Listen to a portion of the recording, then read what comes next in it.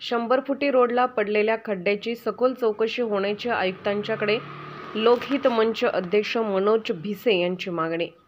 लोकहित मंच सांगली व सांगलीकर यांच्या विनंतीला मान देऊन मे महिन्याच्या सुरुवातीला महानगरपालिकेच्या अभियंत्याच्या टीमने 100 फुटी रोडची पाहणी केली।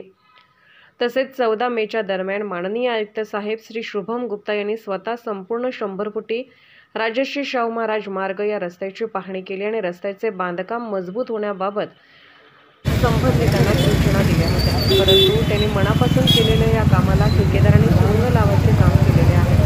2च महिन्यांमध्ये या रस्त्याच्या अतिशय महत्त्वाच्या चौकात मोठेच्या मोठे भगदाड पडले असत। यामध्ये दुचाकी अथवा चारचाकी जाऊन मोठा ॲक्सिडेंट होण्याची व जीवित आणि वित्तहानी होण्याची शक्यता निर्माण झालेली आहे।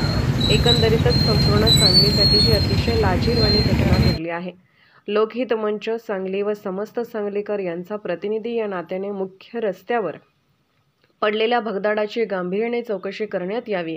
तसेच संबंधित ठेकेदाराला या गोष्टीसाठी जबाबदार ठरवून दंड करण्यात यावा। त्याच्या मार्फत या भागाची पुनर्बांधणी करण्यात यावी। जानेवारी ते मे या कालावधीत रस्त्याच्या मजबूतीचे परीक्षण करण्यासाठी लोकहित मंचची मागणी हे अतिशय योग्य आणि रस्त्याच्या कामकाजाच्या दृष्टीने अनुरूप होते, हेच या घटनेने स्पष्ट केलेले आहे, असे अध्यक्ष श्री मनोज भिसे यांनी प्रसार माध्यमांशी बोलताना सांगितले।